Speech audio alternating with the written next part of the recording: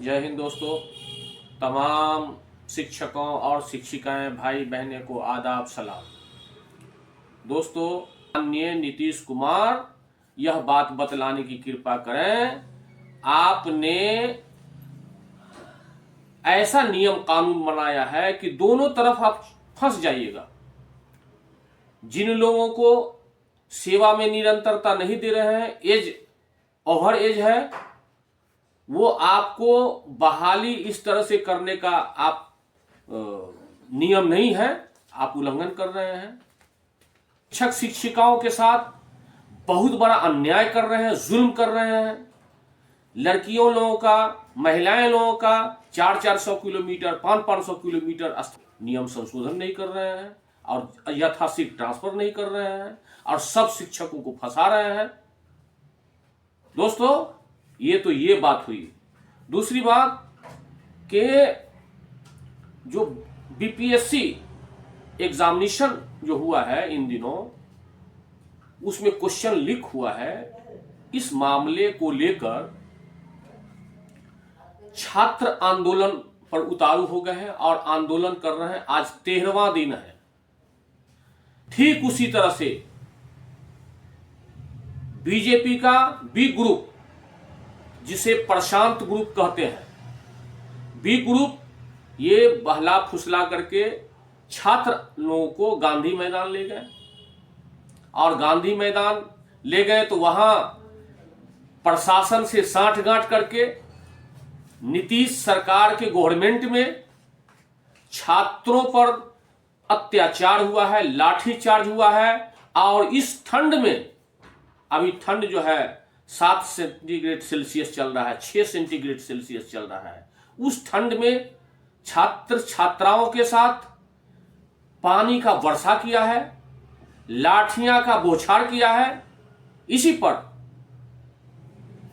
प्रतिपक्ष के नेता माननीय तेजस्वी यादव जी जो गए हैं, आप देखिए।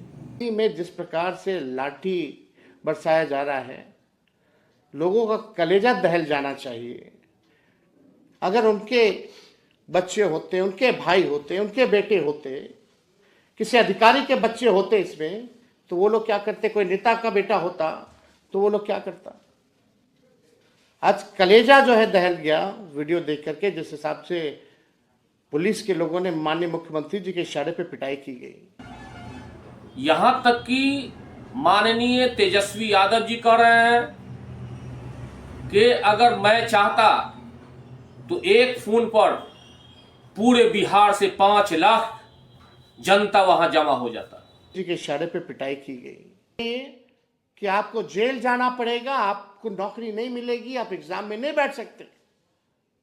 ये आंदोलन को कमजोर करने का, भटकाने का दूसरा फॉर्मूला बीजेपी के बी टीम वालों ने, सरकार से कुछ लोग मिले हुए हैं, उन लोगों के इशारे पे ये काम जो है हुआ है कमजोर।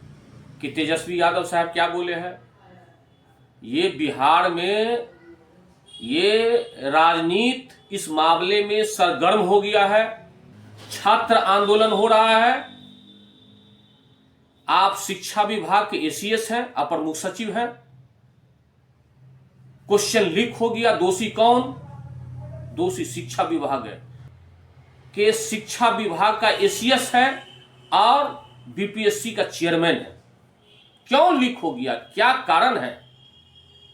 और दोस्तों, अभी जो छात्र छात्रा पर जो आंदोलन में जो लाठियां बरसाई गई हैं, अत्याचार हुआ है, अन्याय हुआ है, इस मामले को लेकर के इस बिहार के लगातार एमपी में 5 बार जीतने वाले अजीम शख्सियत, अच्छे व्यक्तित्व माननीय श्री पप्पू यादव भी इस संबंध में क्या बोले हैं, आप सुनिए।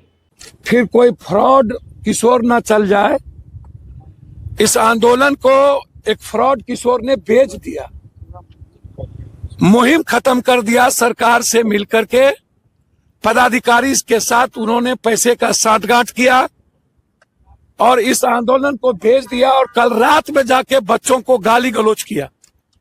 कुत्ता, कमीना, साला, कम्बल देते हैं तुमको। इसको पता ही नहीं है, औकात ही नहीं है कि पूरा दुनिया छात्र आंदोलन के सामने झुकी है। अभी बांग्लादेश का हश्र उसे याद नहीं, भारत का हश्र उन्हें याद नहीं है।